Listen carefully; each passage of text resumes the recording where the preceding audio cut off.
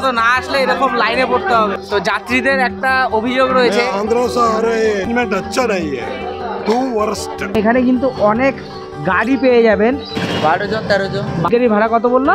মেলার টাইমে আপনাদের এইখানে বাস স্ট্যান্ডে আপনাদের নামাবে এবং এ পাশে কিন্তু রয়েছে বিশ্রামের জায়গা। এই সোজা যদি আপনারা চলে যান তাহলে আর সাগরের যেখানে মিলনস্থল, তো বিশাল জোরকদমে কাজবাজ কিন্তু চলছে। মেলা এখনো অনেক দেরি, কিন্তু মানুষের অভাব নেই, অনেক মানুষই কিন্তু এখানে থাকে, কিন্তু অনেক মানুষই রুম নেওয়ার জন্য এসছে আর উত্তরপ্রদেশ থেকে লোক ধরে নিয়ে এসছে। কাহা সে আয়ে হো? यूपी। उत्तर प्रदेश से। हाँ जी हाँ जी। এখানে রয়েছে কপিল মুনির আশ্রম।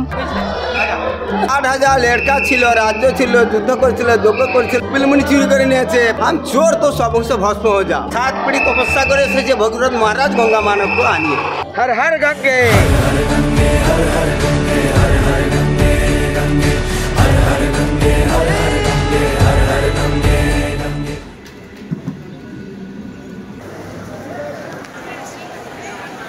এখন আমাদের ট্রেন শিয়ালদার সাউথ সেকশনের 18 নম্বর প্ল্যাটফর্মে দিয়েছে। এখান থেকে এই ট্রেন যাবে লক্ষ্মীকান্তপুর এবং লক্ষ্মীকান্তপুর থেকে ট্রেনের নাম্বার চেঞ্জ হয়ে কিন্তু সোজা চলে যাবে নামখানার দিকে এবং আমরা নামবো কাকদ্বীপে। আর আপনারা কিন্তু 3 ভাবে গঙ্গাসাগর যেতে পারেন। প্রথমটি হচ্ছে বাই রোড এবং দ্বিতীয়টি হচ্ছে জলপথ, যেটা বাবুঘাট অথবা ডায়মন্ড হারবার ঘাট থেকে কিন্তু ভেসেল ছাড়ে আর ওর কিন্তু অনেকটাই কস্টলি হয়ে যায়। আর লাস্ট অপশান হচ্ছে ট্রেন। ট্রেন কিন্তু একদম মানে কম খরচে আপনারা সেই গঙ্গাসাগর পৌঁছে যেতে পারবেন। কীভাবে পৌঁছবেন একদম কম খরচে তা আমি দেখাচ্ছি এই ভিডিওতে। ভিডিওর সাথে থাকুন, সমস্ত ইনফরমেশান পাবেন এই ভিডিওতে। শিয়ালদা থেকে গঙ্গাসাগর যেতে আহামরি সেমন কোনো সমস্যা হয় না। শিয়ালদা থেকে সাউথের লোকাল ট্রেন ধরে লক্ষ্মীকান্তপুর এবং সেখান থেকে নাম্বার প্লেট চেঞ্জ করে নামখানা। কিন্তু এবার আমরা নামখানা হয়ে যাব না, আমরা যাব কাকদ্বীপ হয়ে। কাকদ্বীপ স্টেশনের বাইরে থেকে টোটো বা অটো ধরে 20 টাকার বিনিময়ে চলে যান কাকদ্বীপ লট নাম্বার 8 জেটি ঘাটে এবং সেখান থেকে 9 টাকার টিকিট কেটে চলে যেতে পারবেন কুচুবেড়িয়া ফেরিঘাটে। বিশাল ভিড়, বিশাল, সময় মতো না আসলে এরকম লাইনে পড়তে হবে। জেটি ঘাটে ঢোকার মুখে কিন্তু আপনাদের কাছ থেকে টিকিট চেক হয়ে যাবে। আমাদের টিকিট এখান থেকে নিয়ে নিল এবং আমরা সোজা যাব এখন লঞ্চে। 3 জায়গায় থামলাম। এই মোটামুটি এই কাউন্টার থেকে জেটি ঘাট বলতে এই যে এখানে জেটি ঘাট, তো এই জেটি ঘাট আসতে মোট 3 জায়গায় থামলাম। তো মোটামুটি 3টে লঞ্চ পার হয়ে গেল। আর এখানে টাইমিংয়ের সিস্টেম আমার মনে হচ্ছে টাইমিং নেই, 12টার সময় আবার একটা ছাড়বে। তো সেই লঞ্চের যা লোক উঠে গেছে, এই যে এখানে এসেই থেমে গেলাম আমরা। আর মনে হচ্ছে যেন পশ্চিমবঙ্গে নেই, অন্য কোনো স্টেটে। আশেপাশে সবাই তেলেগু ভাষা কথা বলছে। এই সবুজ প্রকৃতি এগুলো সব কিন্তু ম্যানগ্রোভ অরণ্য, এগুলো সব দেখতেই পাচ্ছেন শ্বাসমূল বেরিয়ে রয়েছে। যেহেতু নোনা জলের খাড়ি এটা, তো সেই কারণে আশেপাশে ম্যানগ্রোভ থাকবে, এটাই স্বাভাবিক। এবং অনেক দূর দূর থেকেও কিন্তু মানুষ এসছে, যা দেখতে পাচ্ছি আমার চারিদিকে এর একটা গ্রুপ।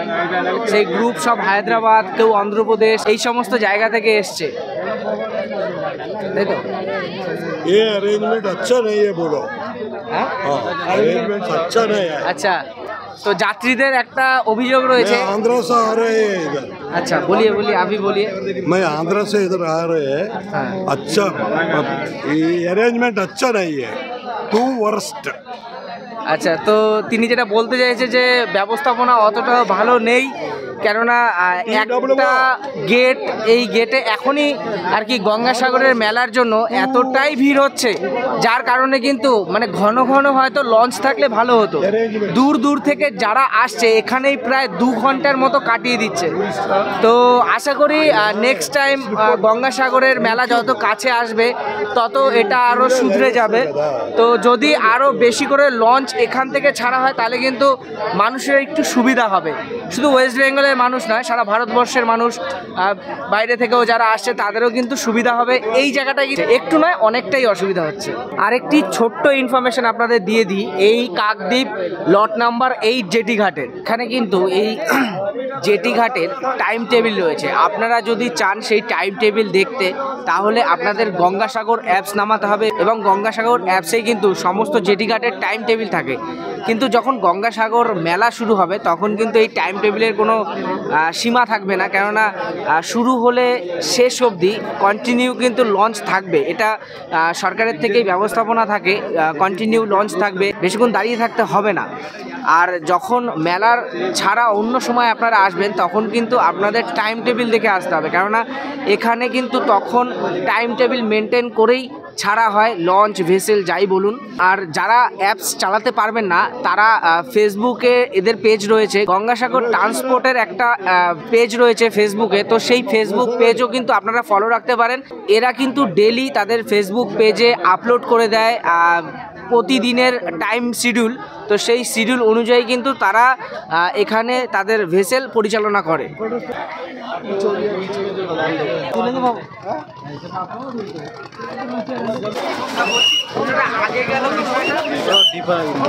বিভিন্ন ডিপার্টমেন্টের ইয়ে আছে না, ডিপার্টমেন্টের ভিআইপি, আচ্ছা ভিআইপিদের জন্য আবার ভিআইপি ব্যবস্থা রয়েছে।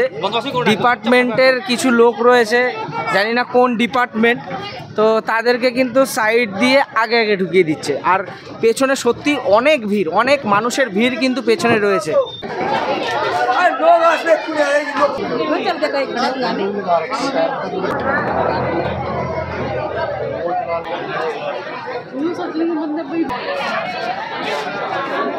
তো কাকদ্বীপ লট নাম্বার 8 জেটিঘাট থেকে আমরা সরাসরি চলে আসলাম কুচুবেড়িয়া ফেরিঘাট। এখান থেকে আমরা একটু তাড়াতাড়ি হাঁটা দেবো, কেননা অটো বা বাস পেয়ে গেলে খুবই ভালো, তাড়াতাড়ি আমরা পৌঁছে যাব। তো বাই বাই।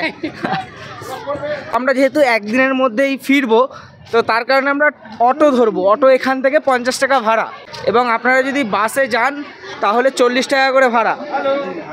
সামনে মেলা, তো মেলার জন্য দেখুন রাস্তাঘাট খুব সুন্দর, কিন্তু সাজো সাজো রব। তো জেটি ঘাট থেকে আপনারা হেঁটে সোজা আসবেন এবং এখানে কিন্তু অনেক গাড়ি পেয়ে যাবেন। আপনারা যদি পার্সোনালি যেতে চান তাহলে কিন্তু এখানে অনেক গাড়ির অপশান রয়েছে। তো আমি এক ভাইয়ের কাছে যাব, ওর কাছ থেকে একটু জেনে নেব। ভাই, এখানে মোটামুটি মারুতির ভাড়া কীরকম আছে? 1200 টাকা। 1200 টাকা। আর ফোর হুইলারও 1200 টাকা করে। আর মোটামুটি এই ম্যাজিক গাড়িগুলো, গাড়ি 2000, 2500, 2-2500। কজন করে যেতে পারে? 12 জন 13 জন। 12 জন 13 জন ম্যাজিক। আর তোমার মারুতিতে কতজন করে নাও? 8 জন। 8 জন, তাই তো? 1200 টাকা করে। আর কি কি অপশান আছে গাড়ি? ইকো আছে। ইকো কেমন ভাড়া? একই রেট, একই 1200। আচ্ছা আচ্ছা। ইকোতে কজন যেতে পারবে? ইকোতে চাপাচাপি করে 12 জন, 1200 টাকা। আচ্ছা, ঠিক আছে। তো আপনারা যদি চান তাহলে এই রকম প্রাইভেট গাড়ি বুক করে আপনারা যেতে পারেন। তো আমরা বাসে যাব না, বাসে একটু লেট হয়ে যাবে, অটোতে করে যাব। এবং এই যে দেখতে পাচ্ছেন একটু আগিয়ে আসলে সারি সারি কিন্তু অটো রয়েছে, তো এর মধ্যে থেকে অটোতে করে চলে যেতে পারবেন একদম গঙ্গাসাগরের সামনে। একদম সামনে হয়তো নামাবে না, বাস স্ট্যান্ডেই নামাবে, কেননা মেলায় যা ভিড় হয় সেই ভিড়ের কারণে কিন্তু একদম গঙ্গাসাগরের সামনে নিয়ে যায় না। আমরা আগের বছরও গিয়েছিলাম, সেম প্রসেস ছিল, এবছরও হয়তো তার কোনো ব্যতিক্রম থাকবে না, তো সেমভাবেই হবে। কিন্তু কতটা কি প্রস্তুতি চলছে তা সম্পূর্ণটা দেখানোর জন্যই কিন্তু আজকের এই ভিডিও। এই কচুবেড়িয়া জেটি ঘাট থেকে গঙ্গাসাগরের বাস স্ট্যান্ডের সামনে নামাবে নাকি, না একটু ভেতর দিকে নিয়ে যাবে? বাস স্ট্যান্ডের কাছেই নামাবে। মেলার টাইমে ওখানেই নামাতে হবে নাকি, না তারও আগে নামিয়ে দেয়? একই বাস স্ট্যান্ড। আচ্ছা, মেলার টাইমেও ওই আপনাদের বাস স্ট্যান্ডেই নামাবে। এবং এখান থেকে অটোতে ভাড়া কিন্তু 50 টাকা করে। এখন মেলার টাইমে কিন্তু 50 টাকা নাও থাকতে পারে, 60-70 টাকা কিন্তু পার পার্সন হয়ে যেতে পারে। তা বাসে কিন্তু 5 টাকা বাড়বে। আগের বছর 40 টাকা ছিল, তো এবছর হয়তো 45 টাকা হলেও হতে পারে। উত্তরপ্রদেশ গিয়েছিলাম কুম্ভ মেলার ভিডিও আপনাদের দেওয়ার জন্য, তো সেখানে যেরকম দেখেছিলাম এখানে কিন্তু তার কোনো ব্যতিক্রম নেই। উত্তরপ্রদেশেও মেলার কারণে কিন্তু রাস্তাঘাট একদম ঠিকঠাক করছে, আর ওয়েস্ট বেঙ্গলেও সেম রাস্তাঘাট একদম ঠিকঠাক হচ্ছে মেলার আগ মুহূর্তে।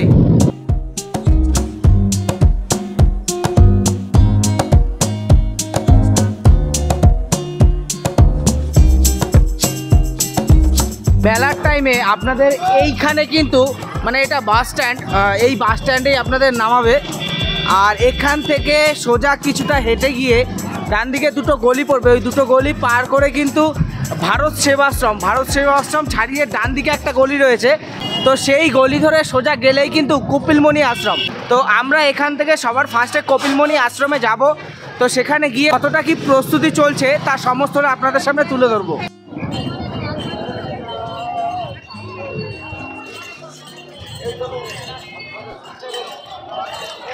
এখন এই যে জায়গাটা দাঁড়িয়ে রয়েছি মন্দিরের একদম সামনে, আর এটা কিন্তু পুজোর টাইমে এর পুরো নকশাই চেঞ্জ হয়ে যাবে।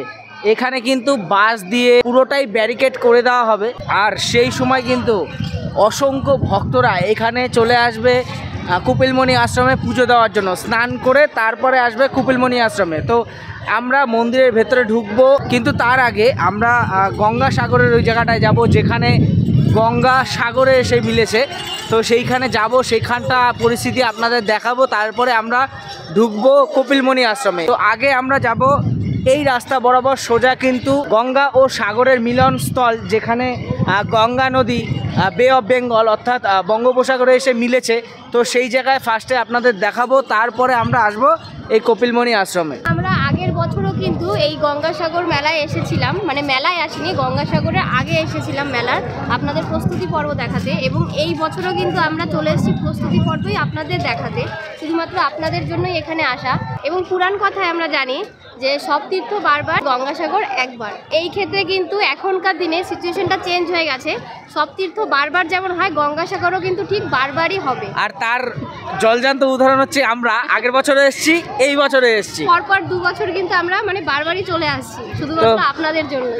তো যাই হোক, আপনারাও আসুন। গঙ্গাসাগরে আসা এতটাই এখন সহজ হয়ে গেছে, যার কারণে কিন্তু অসংখ্য ভক্তরা প্রতি বছর ছুটে আসে এই মকর সংক্রান্তির দিন গঙ্গাসাগরে।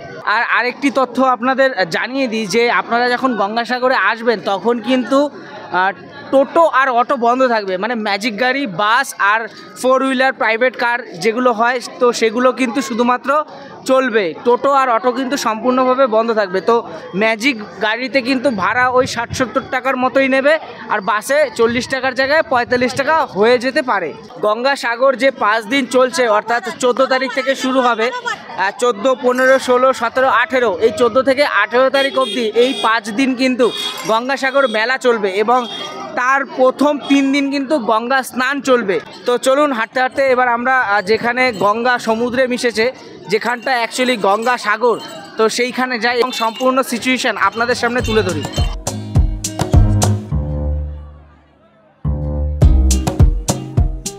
আগের বছর যেহেতু এসছিলাম, তো আগের বছরের অনেক কথাই মনে আছে। এই যে রাস্তা দিয়ে আমরা হেঁটে চলেছি এখন, এই রাস্তাও কিন্তু ব্যারিকেড দিয়ে দুভাগে ভাগ করে দেওয়া হবে, একদিক দিয়ে ওপাশে যাওয়ার জন্য আর একদিক দিয়ে ওপাশ থেকে আসার জন্য। আমরা এই রাস্তা হয়ে আসলাম এই কপিলমণি আশ্রম হয়ে।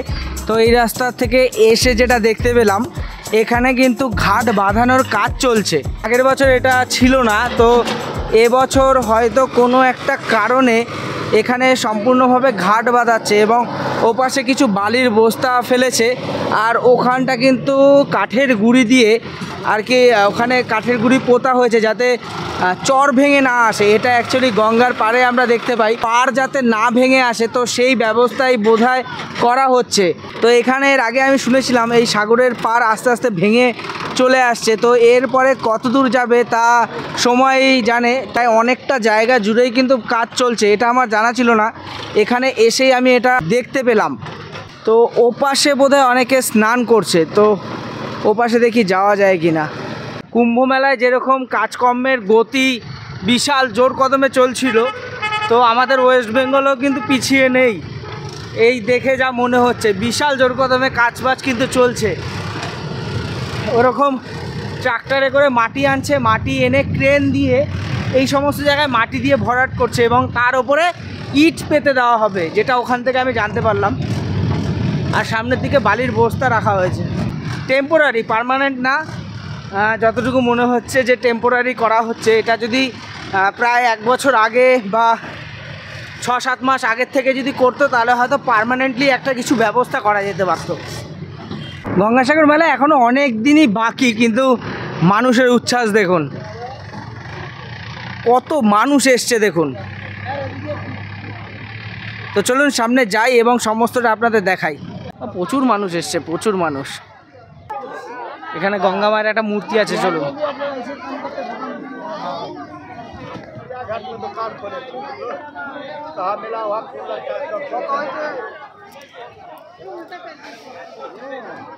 মেলা এখনো অনেক দেরি, কিন্তু মানুষের অভাব নেই। দেখুন এই গঙ্গাসাগরের স্থানে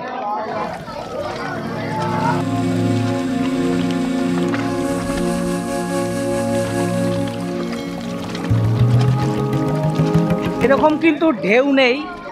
তো কুম্ভ মেলায় গিয়ে গঙ্গা, যমুনা, সরস্বতীর সঙ্গম স্থানে স্নান করেছি। তো তারপরে আমি আসলাম গঙ্গাসাগরে। গঙ্গা যেখানে সাগরে এসে মিশেছে, সেই গঙ্গার শেষ সীমানা সাগরে যে গঙ্গা পতিত হয়েছে, সেই স্থানে এসে আবার আমি স্নান করছি। প্রয়াগরাজে করেছি এবং এই গঙ্গাসাগরে এসে করছি। কেয়া ওখানেই রয়েছে, যেহেতু আমরা আজকেই ব্যাক করব, তাই শুধু আমি স্নান করব, কেয়া মাথায় একটু ছিটিয়ে নেবে জল। তো চলুন এখানে দাঁড়িয়েই ডুব দিই। সামনে কেউ নেই, আমি একা অনেকটাই চলে এসেছি, আর পেছনে অনেক মানুষ রয়েছে, অনেক মানুষ। তো চলুন, হর হর গঙ্গে।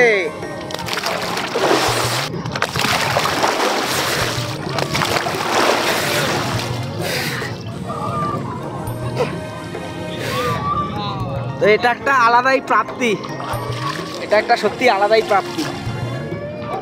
আবার দেখি কবে সময় হয়, আবার যদি আসার সুযোগ পাই আবার আসব এবং আপনাদেরও সমস্তটা দেখাবো। তো চলুন এবার এখান থেকে উঠে যাব কপিলমণি আশ্রমে, ওখানে সমস্ত কিছু দেখাই, তারপরে আবার রওনা দেব। আর এখানে এসে আপনারা কোথায় থাকবেন, নিবাস স্থান কোথায়, যেখানে সাধারণ পাবলিকরা, যাত্রীরা এসে থাকার জন্য খুঁজবে, তো সেটাও আমরা খুঁজবো। তো চলুন সেখানে যাই এবং আপনাদের সমস্ত তথ্য সুন্দরভাবে তুলে ধরার চেষ্টা করি। তো কেয়া তো স্নান করবে না এখানে, মানে ওরও ইচ্ছে ছিল। তো আমাদের হাতে যেহেতু বেশি সময় নেই, 3 বার নাও, 1 বার নেয়। সামনেই আসতে দাও। হ্যাঁ, আরে 4 বার হয়ে গেল তো। ঠিক আছে, চলো তাহলে এবার আমরা যাই কপিলমণি আশ্রমের দিকে। চলো।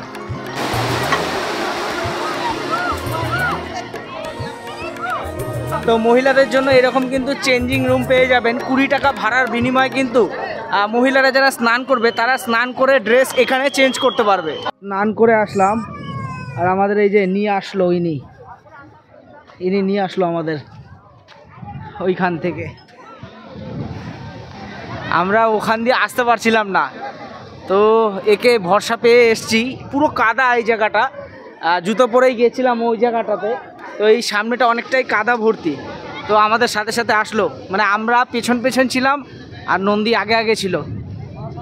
তো এই গঙ্গাসাগর মেলার সময় কিন্তু এই টোটাল চত্বরে অনেক ভান্ডারা বসে, তাই না? এর আগের বছর কিন্তু আমরা আমাদের কল্যাণীর পাশে নৈহাটির বড়মার ভান্ডারা পেয়েছিলাম, যেখানে সাধারণ যাত্রীদের ফ্রিতে খাওয়ার ব্যবস্থা করে দিয়েছিল।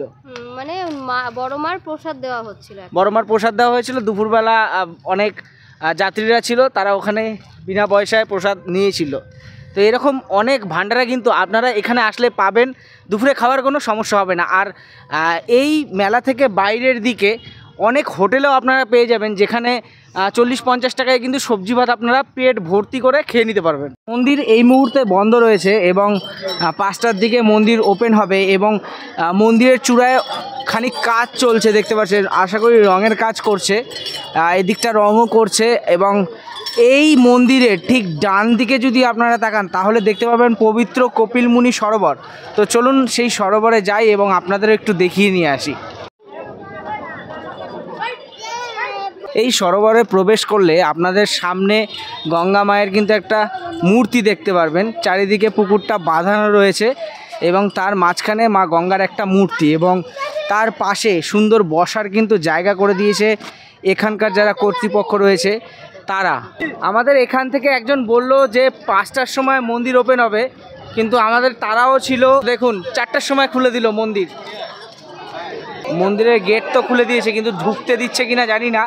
তো এখানে অনেকটাই ভিড়, বাপরে বাপ, বিশাল ভিড়। এখানে ঢুকে লাইন দিতে হবে।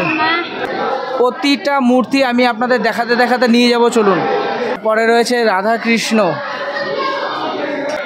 তারপরে রাম ভক্ত হনুমান, জয় বজরংবলী। তারপরে প্রভু শ্রী রাম।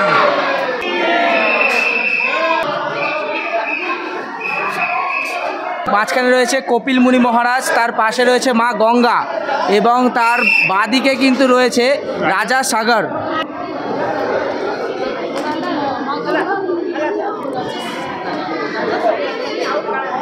এবং এখানেই কিন্তু শেষ নয়, এরপরে কিন্তু ভোলে বাবা, মা পার্বতী এবং তাদের কোলে গণেশ, এটা মা জগদ্ধাত্রী, জগদ্ধাত্রী মায়ের একটা মূর্তি রয়েছে। আর তার পাশে রয়েছে সেই ঘোড়া। था राजा दशरथের বহু পূর্বে সগর রাজা থি 60,000 লেড়কা ছিল, রাজ্য ছিল, যুদ্ধ করছিল, যজ্ঞ করছিল, আনন্দ করছিল। ইন্দ্র দেখলো বৈকুণ্ঠ ধাম করলে একটা ঘোড়া নিয়ে কপিল মুনি আশ্রমে বেঁধে দিল। রাজা ঘোড়া খুঁজতে খুঁজতে কোথায় গেল? কপিল মুনি চুরি করে নিয়েছে। পাতালপুরিতে কপিল মুনি আশ্রম ছিল। দেখে ঘোড়া বাঁধা, ওকে ধিক্কার করে, আক্রমণ করে। ও ধ্যানভঙ্গ হয়ে দেখে ক্যা हम चोर तो सब अंश भस्म हो जा, সব ধ্বংস হয়ে গেছিল। এক ছেলে ছিল বাইরে, ও এসে বললো কী ব্যাপার না এই ব্যাপার, আগে ভুল চাও। কপিল মুনি আশ্রমে গিয়ে ভুল চাইল, বাবা আমি কিছু জানিনি, আমার ভুল হয়েছে, তুমি যা বলেছো ঠিক, তুমি ভুল করবে আমি কি করব, তুমি গঙ্গা মা কেন তো রক্ষা করে 7 পিঁড়ি তপস্যা করে এসেছে ভগীরথ মহারাজ গঙ্গা মানবকে আনিয়ে, তবে রাজ্য রক্ষা হয়, বহুত পুরাণ সৃষ্টি হয়। তো তার ব্যস্ততার মধ্যেও সে যতটুকু বললো ততটুকুই অনেক। তো চলুন, তারপরে রয়েছে শেষে মা কালী। এই যে দেখুন, মা কালীর একটা মূর্তি রয়েছে এবং তার মাঝে নন্দী মহারাজ রয়েছে এবং ঠিক তার পাশে একটা শিবলিঙ্গ রয়েছে। তো কপিল মুনি আশ্রমের ভেতরে যত মূর্তি ছিল আমি আপনাদের দেখালাম। তো এবার চলুন বাইরের দিকে যাই, সাধারণ যাত্রীদের থাকার কি ব্যবস্থা রয়েছে তা আপনাদের সুন্দরভাবে দেখানোর চেষ্টা করছি। আমি আরেকবার ছোট্ট করে আপনাদের মন্দির চত্বরটা বুঝিয়ে দিচ্ছি। এখানে রয়েছে কপিল মুনির আশ্রম এবং এ পাশে কিন্তু রয়েছে বিশ্রামের জায়গা।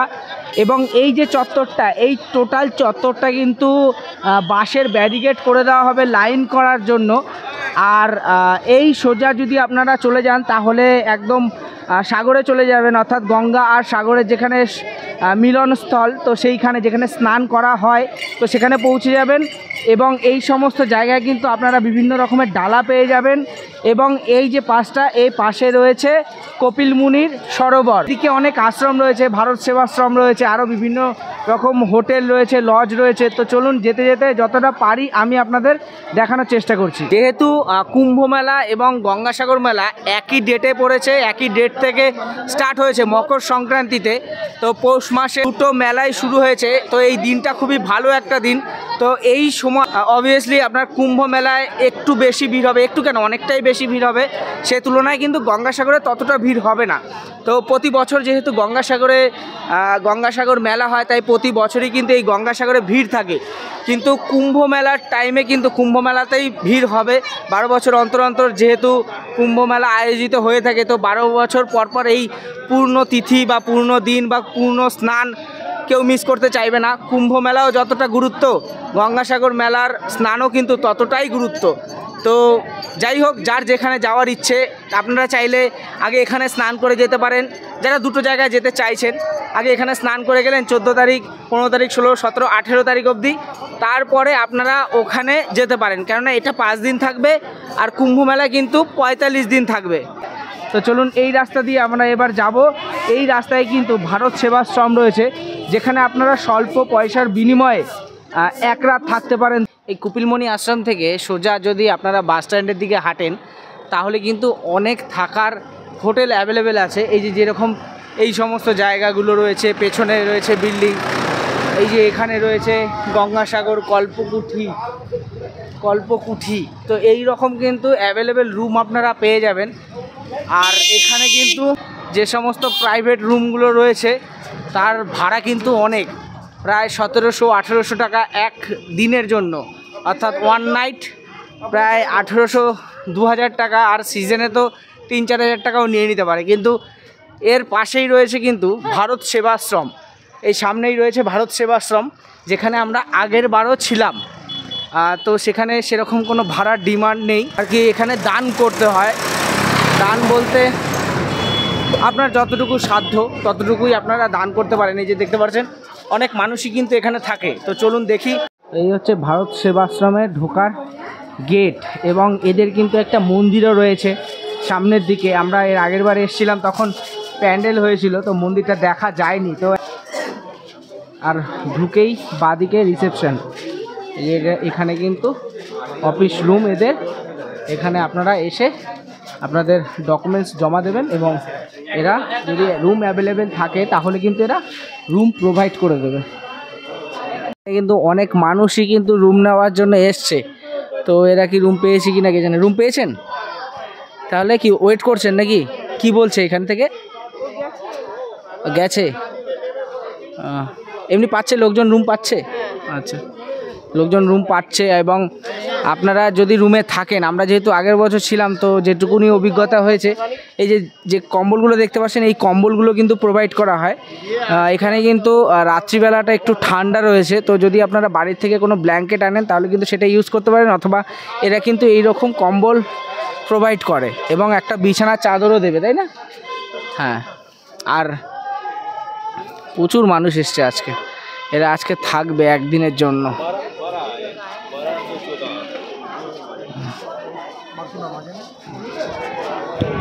कहाँ से आए हो आप?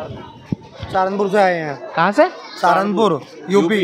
उत्तर प्रदेश से? हाँ जी हाँ जी। वहाँ पे तो कुंभ मेला भी आयोजित कर रहा है। इलाहाबाद में। कितने दिन रुकेंगे इधर? यहाँ पे आज रात रुकेंगे। आज रात? कल ही निकल जाओगे? कल निकल जाएंगे। अच्छा अच्छा। रूम मिला इधर? रूम के लिए लगे हुए हैं लाइन में। लगे हुए हैं। डॉक्यूमेंट्स के आधार कार्ड लग रहा है? आधार कार्ड। दिन आगे प्रयागराजे গেছি উত্তরপ্রদেশ, আর উত্তরপ্রদেশ থেকে লোক ধরে নিয়ে এসেছি যারা এখানে রয়েছে। তো উত্তরপ্রদেশ থেকেও অনেক লোক এসছে এখানে গঙ্গা স্নান করতে। তো যাই হোক, এখানে আসলে কি কি প্রয়োজন আপনাদের? এখানে আসলে সবার প্রথমে আপনাদের একটা আইডি প্রুফ লাগবে, যেমন আধার কার্ড। আধার কার্ডের কিন্তু একটা জেরক্স লাগবে এবং আপনারা যদি বিবাহিত হন তাহলে কিন্তু ম্যারেজ প্রুফ সার্টিফিকেট লাগবে, অথবা বিবাহিতের যে কোনো প্রমাণপত্র থাকলে, আমাদের হিন্দুদের যেরকম বিয়ের কার্ড, সেই বিয়ের কার্ড থাকলেও হবে। আর অবশ্যই আধার কার্ড বা বিয়ের কার্ড বা ম্যারেজ প্রুফের কিন্তু 1 কপি জেরক্স আনবেন। 1 কপি না, 3-4 কপি করে নিয়ে আসবেন। আর যদি না আনেন তাহলে কিন্তু এই যে এখানে তাদের লোক বসে, 10 টাকা কি 20 টাকা কিন্তু পার পিস জেরক্সের দাম নেয়। এবার এটা কিন্তু 1 টাকা করে নেয় আমাদের ওখানে। হ্যাঁ, 1 টাকা কি 2 টাকা, এখন 2 টাকা হয়ে গেছে। সেটা কিন্তু এখানে 10 টাকা কি 20 টাকা, 10 টাকা 20 টাকা ছিল তখন, এখন হয়তো 30 টাকা হয়ে যেতে পারে। তো যাই হোক, আধার কার্ডের জেরক্স বা যে কোনো জেরক্স কিন্তু আপনারা নিয়ে আসতে পারেন। আর যদি না নিয়ে আসেন তাহলে এখান থেকে জেরক্স করে ওখানে জমা দেবেন। ওখানে জমা দেওয়ার পরে আপনাদের যারা যারা থাকবেন তাদের কিন্তু একটা ছবি তুলে নেবে, ওখানে ক্যামেরা রয়েছে, ছবি তুলে নেবে 1 দিন 2 দিন 3 দিন, সেই অনুযায়ী কিন্তু ওখানে তারা রেজিস্টার করে। আর যদি আপনারা আসেন ভালো কোনো রুম নিতে চান তাহলে কিন্তু একটু অর্থ প্রয়োজন হবে। আর যদি একটা সাধারণ রুম নিয়ে থাকতে চান তাহলে কিন্তু ডোনেশনের ওপর নির্ভর করে। আমরা আগের বছর 300 টাকা দিয়ে কিন্তু 3 জন থেকেছি, 300 টাকা এক রাতের জন্য।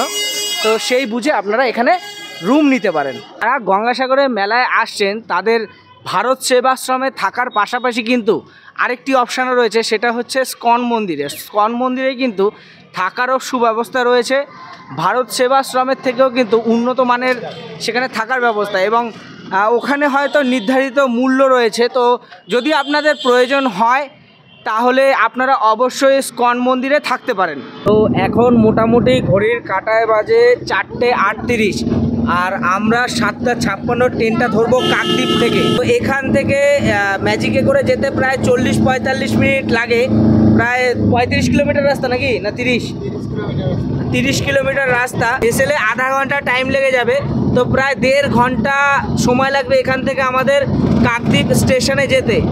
যদি সব ঠিকঠাক থাকে, ভেসেলের ওখানে বেশি ভিড় না থাকে, তাহলে আমরা একদম ঠিক টাইমেই পৌঁছে যাব। তো চলুন, তারা একদিনে এসে ঘুরে যেতে চাইছেন তারা এভাবে ঘুরে যেতে পারেন। ফেরার পথে বিশাল ভোগান্তি হবে, লাইন দেখুন, পুরো লাইন, এখান থেকেও পুরো অতটা লাইন, বিশাল বড় লাইন, 1-1.5 ঘন্টা মনে এখানেই লেগে যাবে। আশা করি 7:56 ট্রেন পেয়ে যাব। এখন টাইম হয়েছে 5:41, 1.5 ঘন্টার মধ্যে পৌঁছে যাব। যাওয়ার সময়ও ঝামেলা, আসার সময়ও ঝামেলা, প্রচুর ভিড়, প্রচুর। এখন দেখি আর যেতে দেয় নাকি। আরে বন্ধ, না না না, খোলা আছে। কে আসো, চলো চলো, হয়ে যাবে হয়ে যাবে হয়ে যাবে।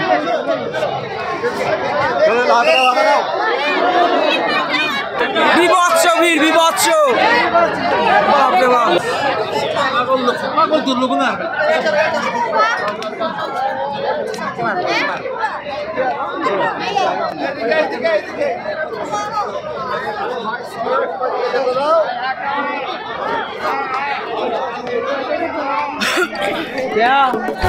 সেদিন আমরা কাকদ্বীপ থেকে সোজা চলে গেছিলাম নামখানা স্টেশনে এবং নামখানা থেকে শিয়ালদাগামী ট্রেনে উঠে আমরা একদম ফাঁকায় ফাঁকায় পৌঁছে গেছিলাম শিয়ালদায়, তাও আবার 10:30টার মধ্যে। এবং যাওয়ার এতটাই ব্যস্ততা ছিল যার কারণে আর আউটরো নেওয়া হয়নি। তো ভিডিও কেমন লাগলো তা অবশ্যই আপনারা ভিডিওর কমেন্টসে জানাবেন এবং ভিডিওটি যদি ভালো লাগে তাহলে অবশ্যই ভিডিওতে একটি লাইক করে চ্যানেলটিকে সাবস্ক্রাইব করে আমাদের পাশে থাকবেন। তো চলুন দেখা হচ্ছে আবার অন্য কোনো দিনে অন্য কোনো ভিডিও নিয়ে। ততক্ষণের জন্য বাই, সুস্থ থাকবেন, ভালো থাকবেন, শুভরাত্রি।